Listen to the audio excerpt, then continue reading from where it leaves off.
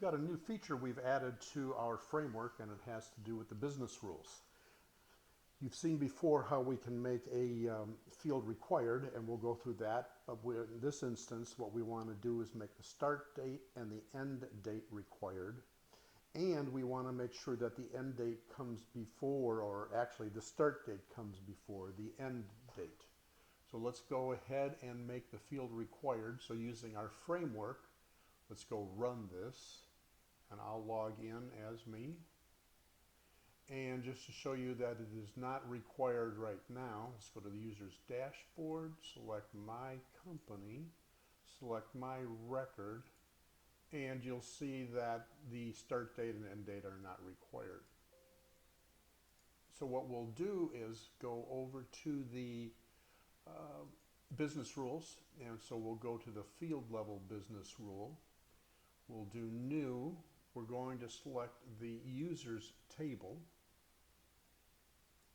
and then we're going to select the start date, make that required. That's all there's to it. We're going to go and make the end date required, and so now both of those fields are required.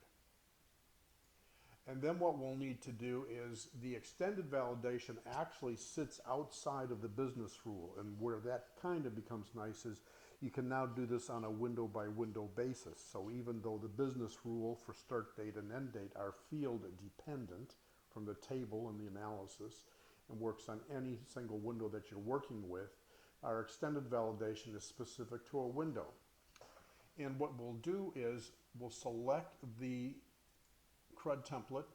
We will go over to the business rules field extended validation, and all we're going to do is override the code of that procedure, and we're going to write this code here, right?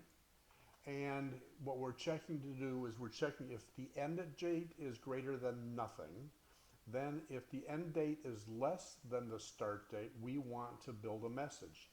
And if we use the validate underscore extended message string, that will actually be used within the validation itself. So when you go to validate the record, you say, okay, it runs through all the validation to make sure all the required fields are filled in, and then it does this.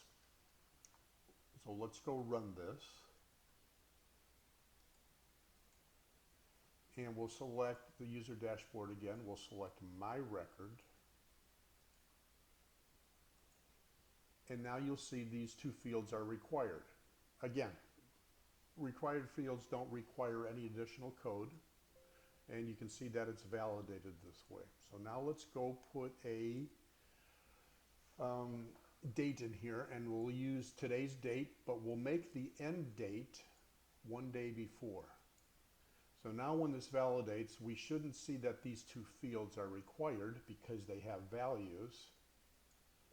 But what we've done is that extended validation now, through our code, we just determine the message we want to display, and as long as there's a message, it will stop the processing from saving the record and display the message. Okay? So that's kind of handy. So that's a very nice feature. But let me also show you, and this is kind of just an extra tip. Have you ever wanted to stop the user from putting their mouse cursor inside the date field or typing within the date field? In other words, you allow them to use the mouse cursor to select the calendar portion of that. Well, a real easy way for that is to just put an image control with a thick border, so you'll see it, on top of the image control. Copy the images in there, but I'll use the ones that's there. We'll do this again. And so now we'll take a look at the code behind here, because you certainly don't want to be able to see the borders. So within the control itself, and if I would actually select it, you can see that we define my border is border. And now we're saying that border we're defining has a thickness, which are the border lines around there, of 0. And now we set myself border equals my border. Simple enough. And now when we go and run this, we'll bring up the same record. Users dashboard, go to users, select one's company, modify this. You'll see that the fields are required, but, and I'm clicking in here right now, and I can't select in there, but I can select the calendar portion or the calendar portion control of the edit control. So that's an easy tip of how to make an edit control with a date entry, so they can only use the calendar control or calendar portion of that.